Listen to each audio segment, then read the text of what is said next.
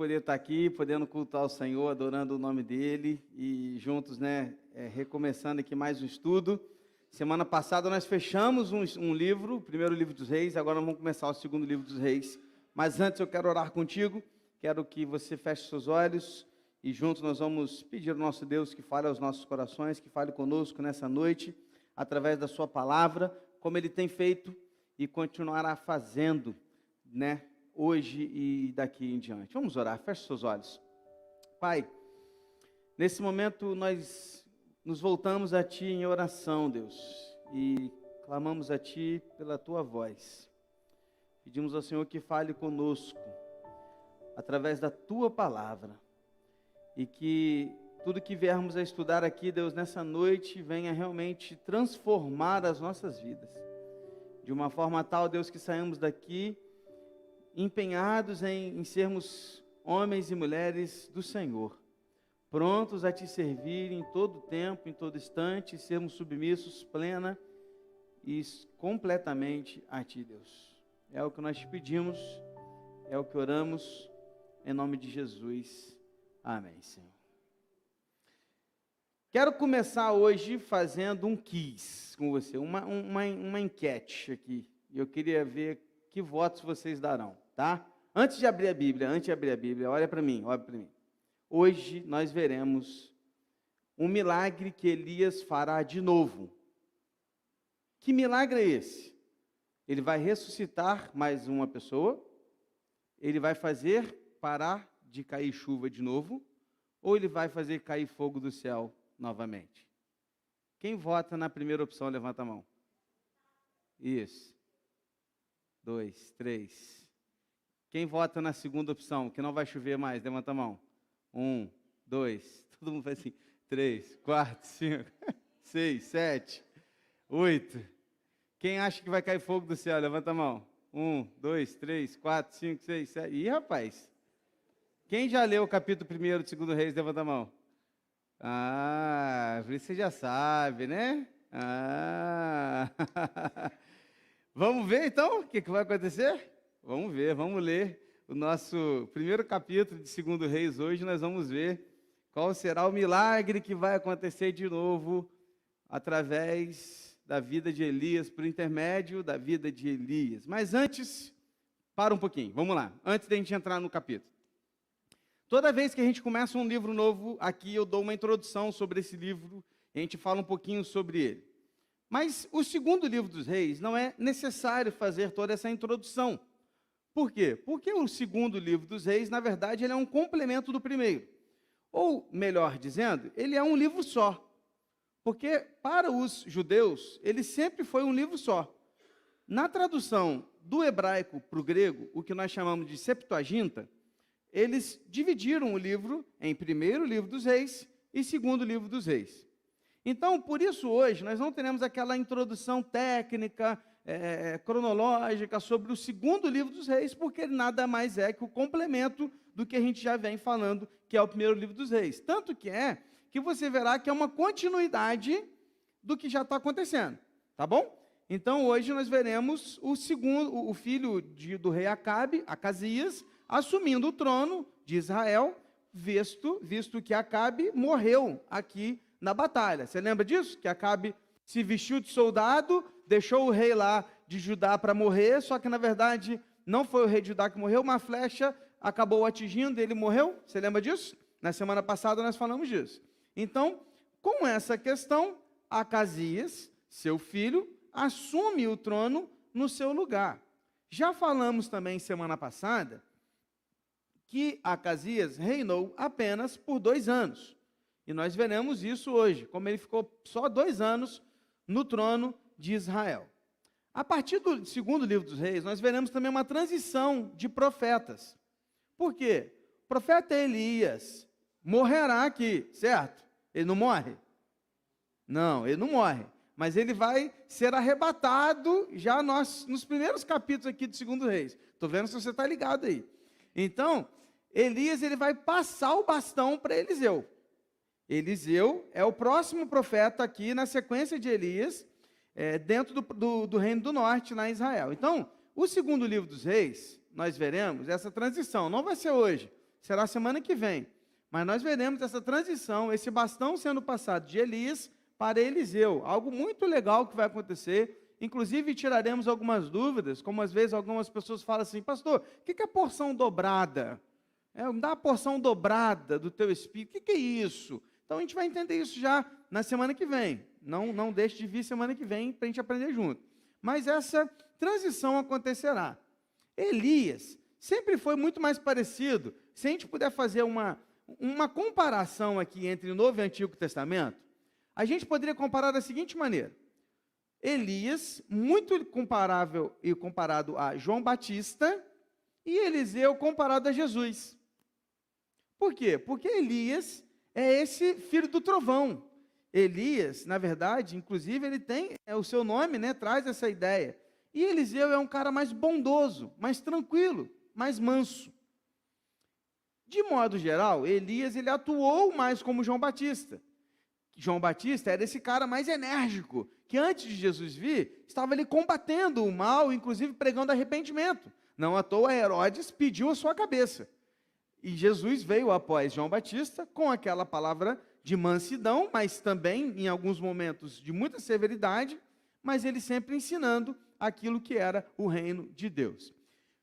Não estou aqui fazendo um tipo, Eliseu não é um tipo de Jesus, é apenas uma comparação para a gente entender um pouquinho desse ministério, que veio um antes e um depois, ok? Isso também não significa que Elias sempre atuou como alguém nervoso, não é essa a ideia, e Eliseu um mansinho, também não é a ideia, você vai ver depois no decorrer da história. É apenas uma questão de comparação, de personalidade. Elias era um cara mais enérgico, Eliseu era um cara mais tranquilo, mais manso. Era somente essa questão. Então, a gente vai começar a ver hoje como que essa transição vai acontecer. E, antes dessa transição acontecer, Elias vai fazer algo, vai repetir algo que já aconteceu para dar um ensino meio que... Sabe quando você tem que ensinar duas vezes a mesma coisa? É meio que isso que vai acontecer hoje aqui no capítulo 1 do segundo livro dos Reis. E eu convido você a abrir a sua Bíblia lá em 2 Reis, capítulo 1. Já abriu aí? Diz amém. 2 Reis, capítulo 1, versículos de 1 a 6. Diz assim a palavra de Deus. Depois da morte de Acabe, o rei dos Moabitas se revoltou contra Israel. E o rei Acasias caiu pelas grades de um quarto do andar superior em Samaria e ficou ferido. Então, enviou mensageiros e lhes disse: vão consultar Baal-Zebude, deus de Ecrom, para saber se vou sarar desta doença. Mas o anjo do Senhor disse a Elias, o tesbita: levante-se, vá encontrar-se com os mensageiros do rei de Samaria e pergunte-lhes: será que não há Deus em Israel para que vocês estejam indo consultar Baal-Zebude, deus de Ecrom? Por isso, assim diz o Senhor: da cama em que está deitado, você não sairá mais, você certamente morrerá. Então, Elias foi embora, e os mensageiros voltaram para o rei, e este lhes perguntou: o que houve? Por que voltaram? E eles responderam: um homem veio ao nosso encontro e nos disse que deveríamos voltar para o rei que nos havia mandado e dizer o seguinte: assim diz o Senhor, será que não há Deus em Israel para que você esteja mandando consultar Baal-Zebude, deus de Ecrom? Portanto, da cama em que você está deitado, você não sairá mais, você certamente morrerá. Está comigo? Depois que Acabe morre, os moabitas se revoltaram contra Israel.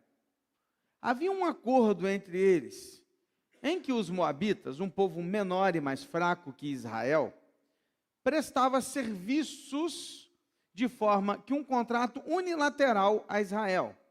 Meio que um povo menor servindo como escravos a um povo maior e mais forte, que era Israel. Então, Israel, ele tinha esse acordo com os moabitas. Então, veja bem, os moabitas eram um povo menor que serviam ao povo de Israel Por quê? Porque eles haviam perdido as batalhas contra Israel, e Israel vencendo eles, inclusive Davi foi um desses vencedores, fez com que esse povo ficasse escravo de Israel, apoiando, servindo e fazendo algumas coisas ali. Quando Acabe morre, o rei dos Moabitas se revolta. Ao se revoltar, ele diz assim, não vamos mais cumprir esse contrato. Acabou. Quebramos o contrato. Não vamos mais ficar servindo vocês. Nesse intermédio, Acasias, que é o filho de Acabe, agora rei de Israel, cai no seu quarto, cai no seu palácio e se machuca gravemente. E ao se machucar de forma grave, ele na cama convida os seus mensageiros e dá uma ordem a eles. A ordem a eles era: vocês vão lá na cidade de Ecrom, consultar os profetas de Baal, para saber se eu vou continuar vivo, se eu vou sobreviver a essa doença, ou se eu vou morrer. Queridos, veja que situação constrangedora e vergonhosa para o rei Acasias. Baal já havia sido envergonhado naquele episódio do monte em que Elias fez fogo descer do céu e consumir o altar. Você se lembra disso? Naquele episódio, que havia acontecido há mais ou menos 10 anos atrás desse episódio, ou seja, Acasias estava 10 anos depois desse acontecimento, já havia mostrado para todo mundo quem era Deus de verdade, que era o Deus de Israel. Ou seja, Baal já havia sido envergonhado e já estava provado que ele não tinha poder. Mas mesmo assim, Acasias se mostrou um idólatra e um incrédulo com relação ao Deus vivo. E mandou os seus mensageiros irem até Ecrom, que ficava mais ou menos 60 quilômetros de distância de Samaria, ou seja, era uma distância considerável para alguém que ia andar a pé, para pedir conselhos e orientação, respostas de profetas que serviam a um Deus morto, que não existia. O que demonstra aqui, queridos, é um homem perdido. E também demonstra como que a nossa memória é curta. Porque talvez em 10 anos, aquele povo já devia ter se esquecido do poder de Deus ao fazer cair do céu fogo e consumir o altar. Sabe uma primeira coisa que eu aprendo aqui? Uma primeira lição que eu queria destacar, hoje não tem slides, tá? Então hoje vai ser aí, se você quiser anotar, fica atento aí, se você não conseguir anotar, depois você volta lá no YouTube e assiste de novo e vai pegando as anotações lá e as lições também. Mas uma primeira coisa, uma primeira lição que eu aprendo aqui, é que quanto mais distante de Deus estamos, mais perdidos ficamos.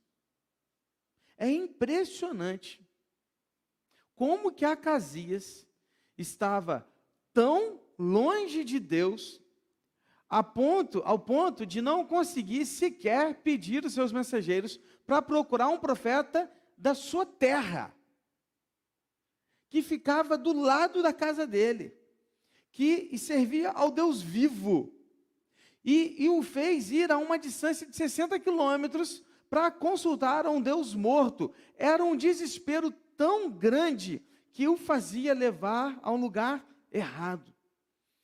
Queridos, a distância de Deus nos faz ficar confusos, perdidos e desesperados, buscando em lugares errados, respostas erradas, com pessoas erradas, enquanto que deveríamos estar indo a Deus, consultar a Ele, o único e verdadeiro conhecedor de todas as coisas, sobre o que Ele quer para nós.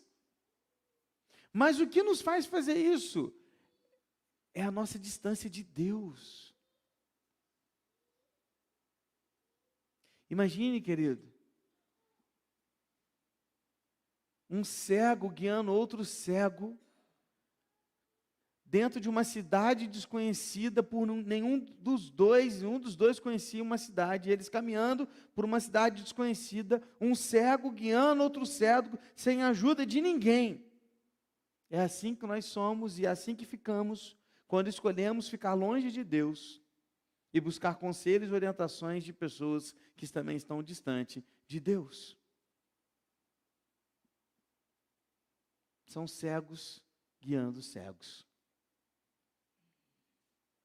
Quantas vezes eu já ouvi pessoas da igreja dizendo que estavam indo buscar conselhos em outros lugares, com outras pessoas, inclusive outras religiões, indo a pessoas, eu vou naquela irmã lá, porque aquela irmã é a irmã da revelação. Eu vou lá naquele pastor lá, porque aquele pastor lá é o pastor das visões. Eu vou lá naquela igreja lá, porque aquela igreja é das correntes. Eu vou naquela outra religião lá, porque lá baixa alguma coisa e me diz o que exatamente eu preciso fazer. Irmãos, estou te dizendo, eu já vi pessoas dentro da igreja fazendo isso. Quando não assim, procurando conselhos com pessoas do trabalho, pessoas da vizinhança, familiares que estão distantes de Deus também, que não conhecem a palavra de Deus, que não conhecem as Escrituras, que não sabem nada sobre aquilo que Deus espera de nós, e ao buscar conselhos, essas pessoas ouvem cada barbaridade, e o pior, acreditam. Sabe o que é isso? Isso demonstra, querido, muitas vezes como nós estamos distantes de Deus. Aí você vai me falar assim, pastor, mas o senhor está falando para uma igreja, pastor. Nós somos uma igreja, pastor, nós estamos aqui na igreja, no culto. Como que nós poderíamos estar distante de Deus? Poderíamos, como muitas vezes estamos, dentro da igreja, perdidos. Como diz aquela canção, perdidos dentro de casa. Quantos? Se eu viesse aqui agora e perguntasse a você, quantos capítulos da Bíblia você leu até hoje, nessa semana, o que você me diria? Quanto tempo devocional você passou com o seu Deus no último mês? O que você me diria? O que mostra qual a distância que estamos de Deus é muitas vezes esse relacionamento que nós temos com o próprio Deus sozinhos. Ou quando não temos também. O fato é que Acasias estava perdido.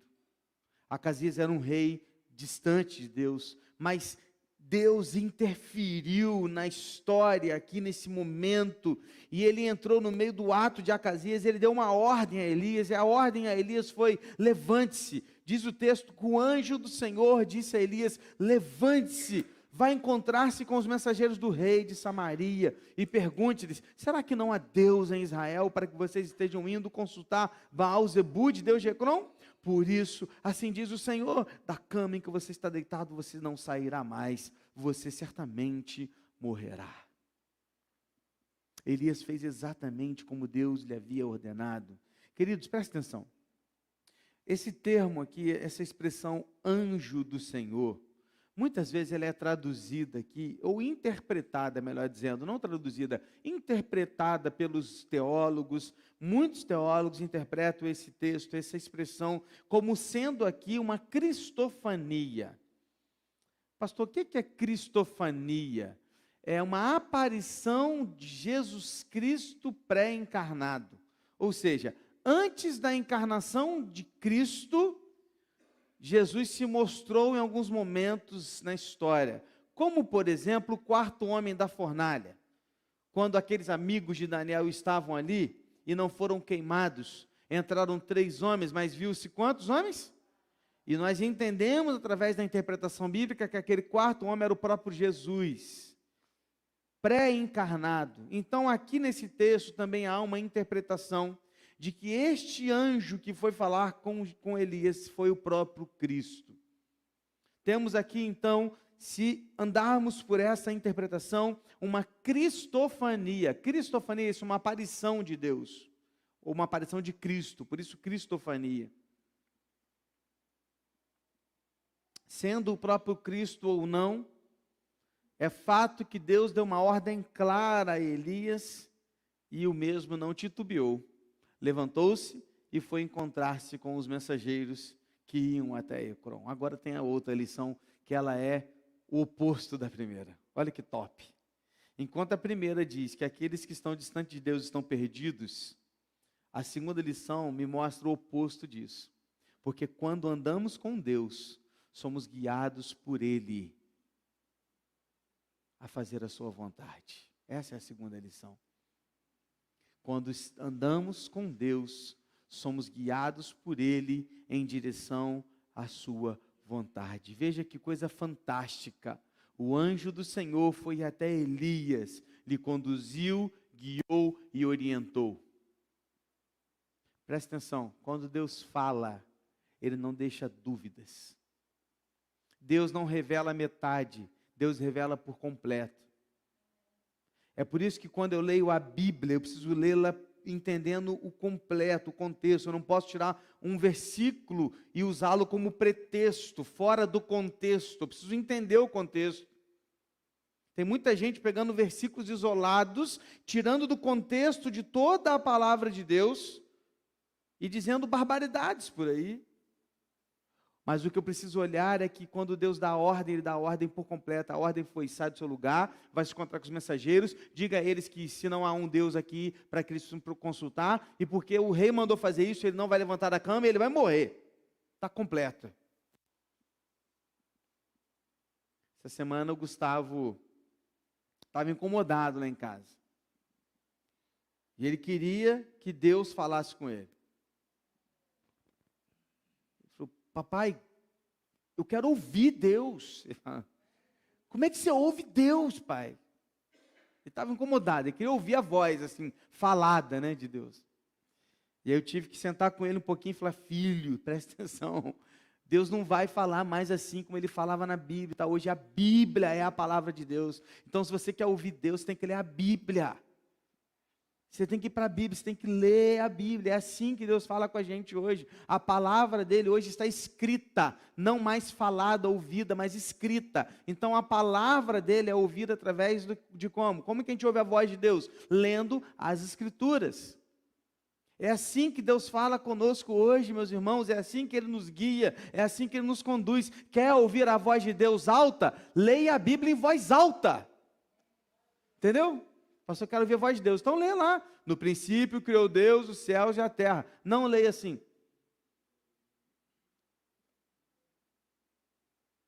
Porque Deus fala conosco através da sua palavra, queridos. Ali está todo o caminho pelo qual devemos trilhar. Onde está? Na palavra de Deus. Mas como poderemos ser guiados por Deus se não andarmos com Ele e não ouvirmos a sua voz? O que eu aprendo aqui é que Elias era um homem que andava com Deus, porque ele era um homem de Deus. E por ser um homem de Deus que andava com Deus, ele era guiado por Deus e ouvia a voz de Deus. Não tem sentido você querer ouvir a voz de Deus em alguns momentos da sua vida, se você não caminha com Deus em todos os outros. Tem gente que só quer ouvir Deus nos momentos que precisa tomar decisões importantes. Não, Deus está falando conosco todos os dias. Deus não está em silêncio. O que eu aprendo aqui nessa segunda lição é que aqueles que andam com Deus são guiados por Ele. Você anda com Deus? Você tem sido guiado por Ele? Ele tem guiado as suas atitudes, sua fala, sua maneira de agir, seu pensar. Os mensageiros voltam para o palácio mais cedo do que esperavam, porque imagina você, eles iam andar 60 quilômetros. Andaram poucos, talvez nem 1 quilômetro. Elias estava pertinho. Elias encontrou com eles, eles voltaram rapidamente, chegaram lá e Acasias tomou um susto. Falou: já? O que aconteceu que vocês voltaram tão cedo? Não sei se foram em Ecrom ainda. E aí eles contaram o que havia acontecido. E eles falaram com ele: ó, encontramos um homem de Deus. Perceba que eles não falam que encontraram com Elias. Eles falam: encontramos com um homem de Deus. E ele mandou a gente falar isso para o Senhor. Mesma coisa. Será que não há Deus em Israel para que você possa consultar e mandar em Ecrom consultar a Baal? Porque você fez isso, você não vai levantar, você vai morrer. E ele recebeu aquela resposta. Agora preste atenção. Aqueles mensageiros, em vez de atuarem como porta-vozes de Baal, eles acabaram sendo arautos da palavra de Deus.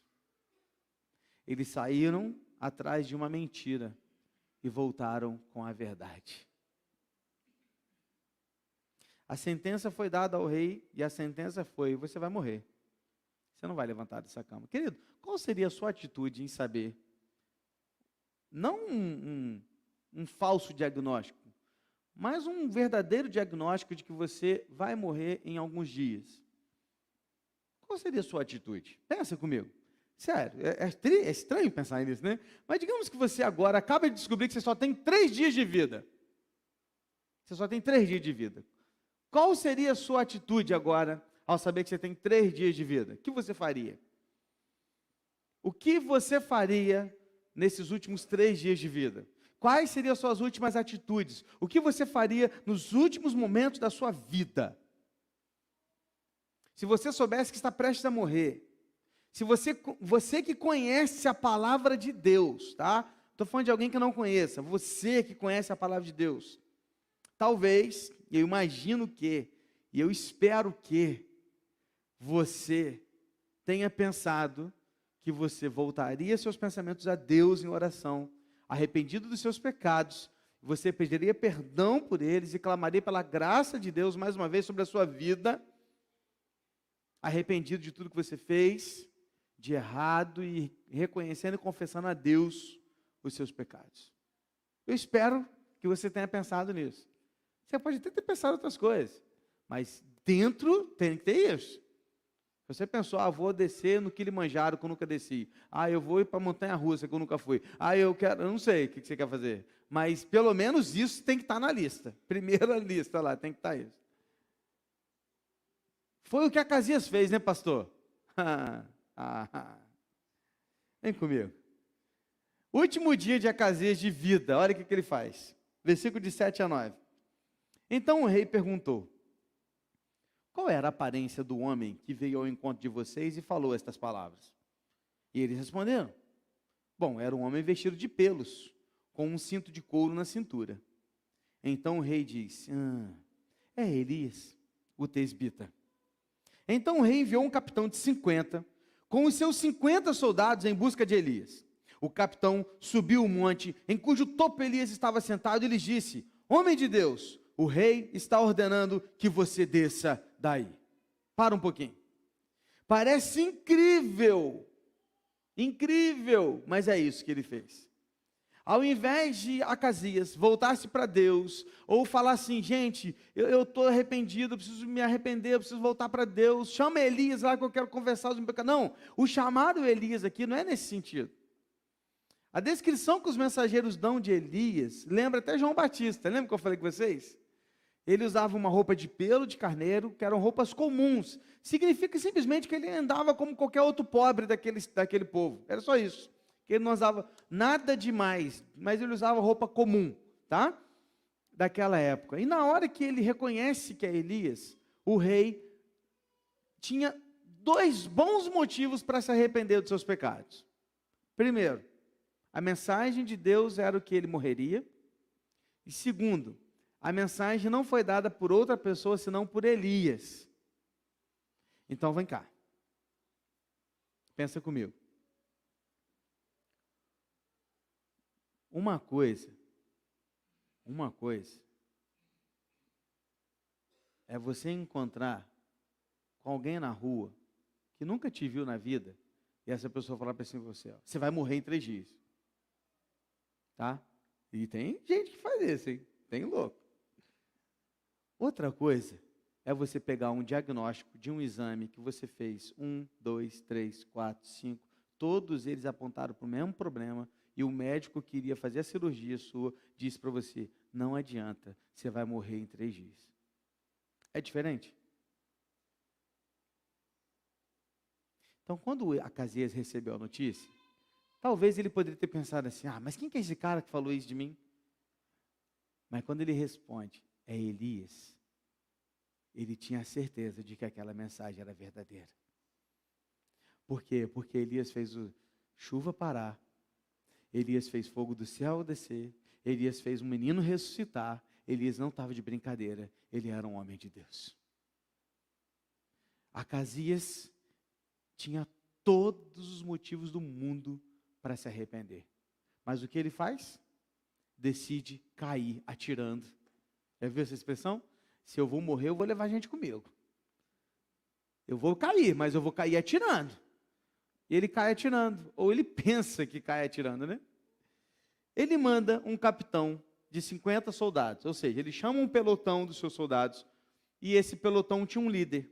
E esse líder liderava 50 homens. Ele chama esse líder e fala assim: você vai subir, vai encontrar com Elias e vai mandar para ele que eu estou mandando ele descer. Mas não é assim, estou mandando descer para a gente bater um papo. Eu quero matá-lo. A ideia era essa. Não é um chamado simples. Até porque se fosse para ele só vir conversar, ele não ia mandar um capitão com 50 homens. Aí eu te pergunto, gente, é necessário 50 homens para buscar um? Mas não é um. É Elias, né, cara? Não é um homem do lado de Deus. É um homem que servia a Deus. E aqui entra a terceira lição que eu queria compartilhar com você, que é sobre o que vai acontecer agora com que Elias vai responder para esses homens. Preste atenção. Terceira lição. Nossa submissão completa deve ser apenas a Deus. Nossa submissão plena e completa deve ser apenas a Deus. Elias era um homem submisso a Deus. Mas, pastor, ele também não deveria ser submisso ao rei? Sim, desde que as ordens e os atos deste rei correspondessem com a vontade de Deus, o que não era verdade. Assim também nós devemos viver hoje. Nossa submissão única e completa deve ser a Deus. Respeitaremos, nos submeteremos às autoridades, sim, às suas leis, sim, até o dia que as autoridades e estas leis forem ordens contrárias à palavra de Deus. Está pronto para isso, meu irmão? Você está pronto para isso? Porque esse dia não vai demorar para chegar, não. Tu está pronto para enfrentar isso um dia? Porque chegará e não demorará o dia em que as leis irão ir contra a palavra de Deus. Que as autoridades irão nos obrigar a fazer coisas que Deus não quer que a gente faça, ou o contrário, não vai nos permitir fazer coisas que Deus quer que a gente faça. E quando chegar esse dia, qual será a sua posição? Fará como Elias? Se submeterá apenas a Deus e não ao rei? Ou você está pronto a abrir sua fidelidade com Deus para ser fiel apenas às autoridades? Porque aqui você pode sofrer coisas terríveis, como ser preso, perder dinheiro, perder casa, perder bens, perder família. Está pronto? Digo mais. Aqui, Brasil, a gente pode não ter isso. Mas muitos dos nossos irmãos já estão sofrendo isso em outros lugares. A igreja é perseguida. Sofre isso todos os dias. E a gente não tem ideia do que é isso. Você está pronto para isso? Olha o que acontece aqui. Olha como é que Elias responde. Elias era um cara tranquilo, veja bem. De 10 a 12. Mas Elias respondeu ao capitão de 50. Bom, se eu sou o homem de Deus, que desça fogo do céu e consuma você e seus 50 soldados. Então desceu fogo do céu e consumiu o capitão e seus 50 soldados. Tranquilo, né? O rei enviou outro capitão de 50. Ele não aprendeu. Aí ele mandou outro capitão de 50, com os seus 50 soldados. Ele subiu o monte e disse a Elias: homem de Deus, o rei está ordenando que você desça daí imediatamente. E Elias respondeu: se eu sou homem de Deus, que desça fogo do céu e consuma você e seus 50 homens. Então fogo de Deus desceu do céu e consumiu o capitão e os seus 50 soldados. Eita, nós. Rapaz. Cara, eu fico imaginando a cena, cara. Sério, você não imagina essa parada? Eu fico imaginando Elias sentado em cima do monte, com aquele negocinho de folha assim na boca. Olhando para o céu, vislumbrando a natureza. Aí chega 50 homens, todos armados, com espadas e tudo, cerca ele. Aí o capitão grita para ele falar: o rei está mandando você descer agora, homem de Deus. Aí ele fica: bom, se eu sou homem de Deus, cai 50 fogo do céu, consumo. Caramba, meu irmão.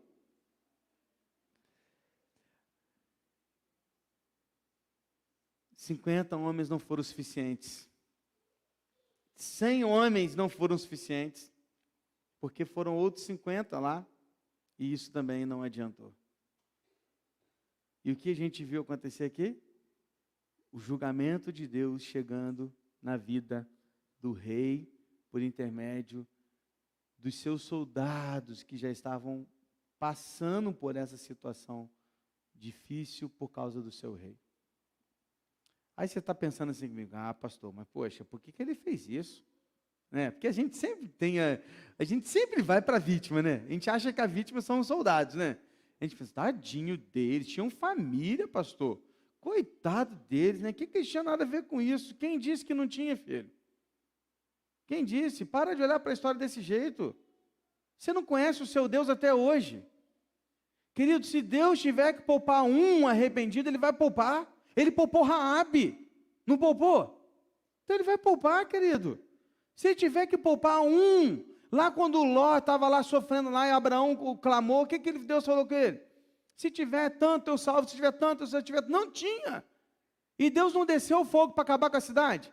Mesmo assim, Deus salvou Ló e a família dele, irmãos. Presta atenção. Se tiver uma alma arrependida, Deus, Ele está vendo. Presta atenção, não estavam ali 50 ou 100 soldadinhos inocentes, não, meu irmão. Eram soldados idólatras, incrédulos, que estavam dispostos a servir o seu rei e continuar fazendo tudo em desacordo com a palavra de Deus. A resposta de Elias aqui era para provar para o rei e para todo o povo quem era Deus de verdade. Afinal, há 10 anos atrás caiu o fogo do céu e consumiu o altar, e eles não tinham aprendido, então agora caiu o fogo do céu de novo, como que um lembrete para eles. Tipo, não bastou cair uma vez, então vai cair mais uma e mais uma, para vocês entenderem quem é Deus. Era como um lembrete. Mas não interprete, querido, essas duas demonstrações da ira de Deus como evidências da irritação da parte de Elias. Não, também não era Elias irritado não, queridos. Era Elias cumprindo a vontade de Deus. Os soldados não estavam ali apenas fazendo o que eles eram obrigados a fazer, não, eles estavam fazendo algo que era a vontade deles também. Esses dois episódios de julgamento abrasador foram mensagens dramáticas de Deus avisando que o rei e a nação deveriam se arrepender ou provaria o julgamento de Deus. O povo tinha se esquecido. Mas o rei Acasias era tão orgulhoso, mas tão orgulhoso, que não bastou sacrificar 2 capitães e 100 homens. Ele queria sacrificar mais e mandou mais um capitão com 50 homens. Foi o terceiro.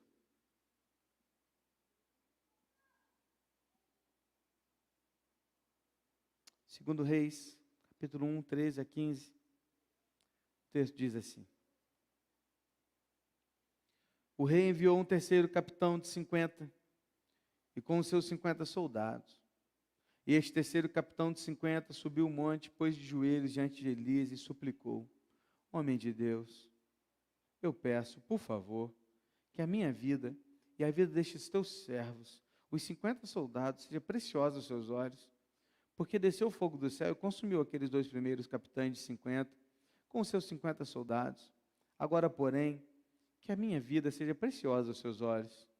Então, o anjo do Senhor disse a Elias: desça com este, não tenha medo. Ele se levantou, desceu com ele e se apresentou ao rei. Antes da gente continuar, quero deixar mais uma lição.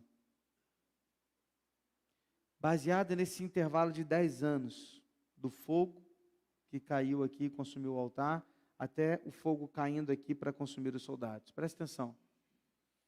Não se utilize da graça como subterfúgio para cometer pecados.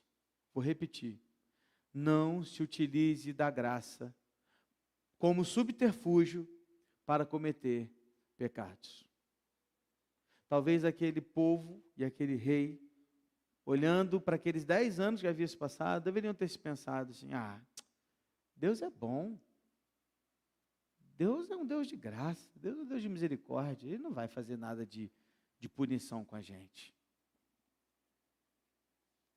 Deus foi misericordioso, e foi mesmo, queridos, porque nesses 10 anos Deus agiu de misericórdia com o seu povo, até vitória, batalhas Ele deu a esse povo e a Acabe, lembra?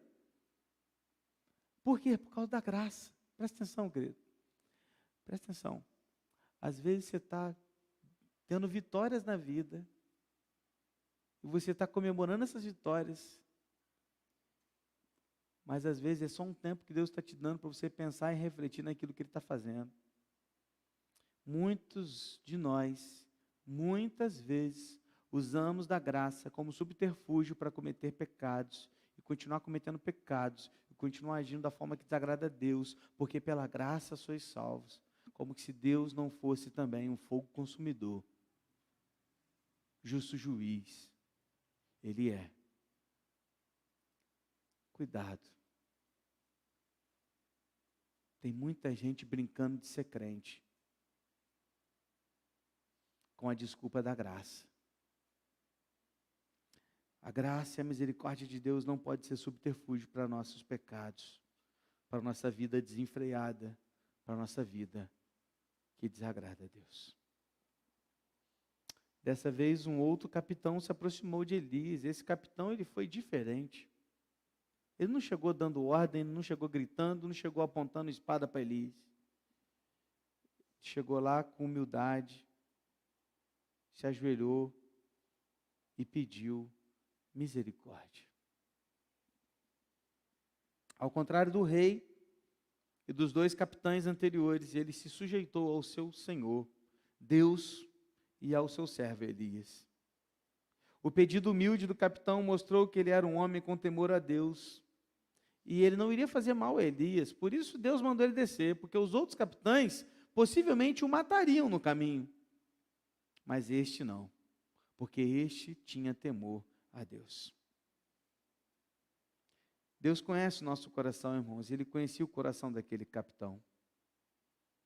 E uma quinta lição que eu quero deixar para você é que Deus se agrada de um coração humilde, contrito e arrependido. Deus se agrada de um coração humilde, contrito e arrependido. O capitão mostrou humildade, submissão, e isso agradou a Deus. Por vezes nós queremos ser melhores em tudo, ser reconhecido por todos, mas Deus, Ele se agrada mesmo de um coração quebrantado, contrito, humilde e arrependido. Deus não está nem afim, nem um pouco afim, de ver os nossos diplomas, do quanto nós temos na conta, de quantas pessoas nos cercam. Não. Deus, Ele olha aqui, ó. Porque Deus não olha como um homem. Lembra de Davi? O homem vê apenas por fora, mas Deus vê o coração. Guarda isso, querido, um homem de joelhos é mais alto que um exército em pé. Porque onde seus pés não chegam, os seus joelhos dobrados em oração e humildade te levam. Guarda isso. Onde os seus pés não chegam, os seus joelhos dobrados em oração e humildade te levam. Aquele homem, ele não demonstrou força, ele demonstrou humildade. E a vida dele e do seu pelotão foi salva. Por quê? Porque o seu coração era um coração arrependido. Deus poupou a vida daquele homem. E o que aconteceu depois? Ele desceu com aquele pelotão. Olha comigo, 16 a 18. Elias disse ao rei: assim diz o Senhor, por que você enviou mensageiros para consultar Baal-Zebude, Deus de Ecrom? É porque não há Deus em Israel cuja palavra se possa consultar? Portanto, da cama em que está deitado você não sairá mais, você certamente morrerá. E assim Acasias morreu, segundo a palavra do Senhor anunciada por Elias. E Jorão, irmão de Acasias, começou a reinar em seu lugar, no segundo ano do reinado de Jeorão, filho de Josafá, rei de Judá. Isto porque Acasias não tinha filhos. Quanto aos demais atos de Acasias e ao que fez, não está tudo escrito no livro da história dos reis de Israel? É muito interessante, queridos, que Elias não chega lá, senta do lado do rei, faz um carinho na cabeça dele, né? Ele não chega lá e fala assim: ô rei, o que você quer comigo? Ou pergunta: o que você está me chamando, rei? O que você quer? Não. Perceba, querido, que Elias, ele só tinha uma mensagem. E a única mensagem que ele tinha era a mensagem de Deus. Ele simplesmente repetiu a mesma palavra que o anjo havia lhe dito, que ele disse para os mensageiros, que os mensageiros já tinham dito para o rei. Ele repetiu. Ele disse a mesma coisa, exatamente a mesma coisa. Sabe por quê? Porque Elias era o homem de Deus. E ele não estava ali para agradar a homens, ele estava ali para agradar a Deus. E a palavra dele foi tão verdadeira, que logo em seguida Acasias morreu. Eu fiquei pensando, né, comigo, será que Acasias achava que se ele matasse o profeta, a profecia não se cumpriria? Porque digamos que Deus permitisse que Elias fosse morto. O que poderia acontecer, irmãos? Tá? E Deus continuaria sendo Deus. João Batista não perdeu a cabeça? Deus não permitiu? Então, poderia. Então, Elias poderia ter sido morto por Acasias. Mas isso terminaria com a palavra de Deus? Não. Você vê que o cara está tão perdido, que ainda não entendeu que, na verdade, aquela palavra não era de Elias, era de Deus. Porque homens passam, mas a palavra do Senhor, ela permanece para sempre. O rei morreu, seu irmão Jorão assumiu o trono, porque Acasias não tinha filhos, e passou a reinar no seu lugar. Este foi o fim de Acasias, que seguiu o padrão perverso e idólatra do seu pai, e morreu, tendo reinado apenas 2 anos sobre Israel. Antes de encerrarmos essa passagem, eu queria que você pensasse e se lembrasse que tudo isso que a gente viu, queridos, nos faz lembrar de uma coisa. Isso é um alerta. Que alerta, pastor? O alerta de que um dia este mundo orgulhoso e impenitente vai experimentar o fogo da ira de Deus. E isto acontecerá quando do céu se manifestar o Senhor Jesus com os anjos do seu poder, em chama de fogo, tomando vingança contra os que não conhecem a Deus e contra os que não obedecem o Evangelho do nosso Senhor Jesus Cristo. Queridos, esse capítulo é um lembrete, é um alerta de que o fogo de Deus cairá sobre a terra um dia. E somente aqueles que estão em Cristo serão salvos. Esse capítulo, queridos, é um alerta de que há um período, sim, que existe entre o mostrar do poder de Deus, quando Deus consumiu o altar com fogo, até o dia em que Deus consumirá aqueles que decidiram se voltar contra Ele. Nós estamos nesse intervalo de 10 anos, quando vai acabar esses 10 anos eu não sei, mas esse dia vai chegar. E quando esse dia chegar, somente os homens e as mulheres de Deus serão salvas e não passarão pelo fogo consumidor, destruidor e julgador de Deus. Queridos, talvez você ainda não tenha entendido, ou espero que já, mas o Evangelho não é apenas uma mensagem no qual se deve crer, mas também numa ordem que se deve obedecer. O Evangelho é uma notícia, não é um conselho. E a notícia é: somos pecadores, estamos mortos, mas Cristo morreu e acertou nossa dívida com Deus, e agora podemos ter vida. Portanto, arrependam-se e creiam que Jesus é o Filho de Deus, e serás salvo hoje e para sempre.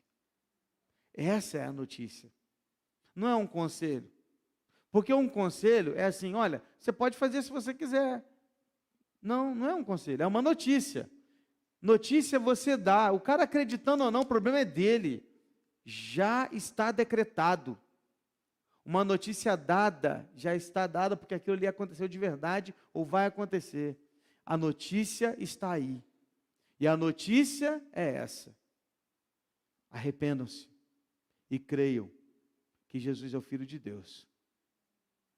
Somente isso nos fará pessoas que estarão um dia ao lado dele na eternidade. Porque os que não são de Deus são consumidos pelo fogo, mas os que são de Deus sobem na carruagem de fogo.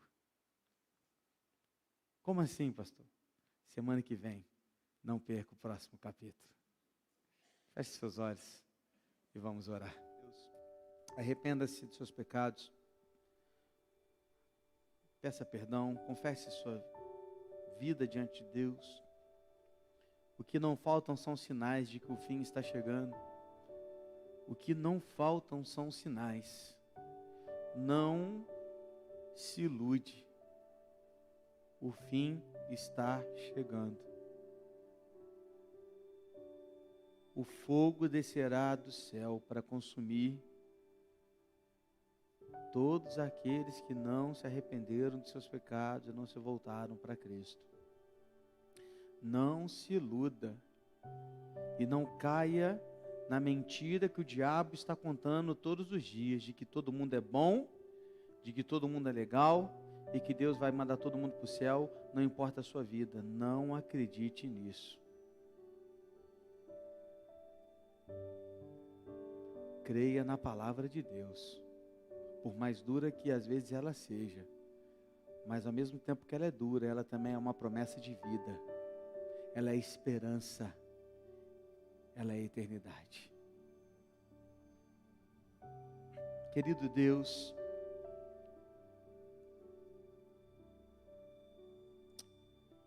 perdoa, Deus, nossos pecados, falhas. Perdoa-nos por tantas vezes focarmos em muito que essa vida pode nos oferecer, mas que não é exatamente o que o Senhor quer para nós. Perdoa-nos porque tantas vezes fechamos os ouvidos para a Tua palavra. Perdoa-nos porque tantas vezes queremos ouvir tanto de forma audível a Sua voz e nos esquecemos de que a Sua voz está nas Tuas Escrituras, onde ali podemos ouvi-lo todos os dias, o tempo que quisermos. Pai, desperta-nos para o entendimento de que o fim está chegando e que cada dia mais estamos mais próximos dele. Desperta-nos para uma vida de submissão ao Senhor, porque também haverá dias em que, ao ser submissos a Ti, teremos que desafiar e descumprir leis. E quando este dia chegar, queremos estar prontos a sermos fiéis apenas a Ti, custe o que custar. Ajuda a gente, Deus, para que tenhamos atitudes assim.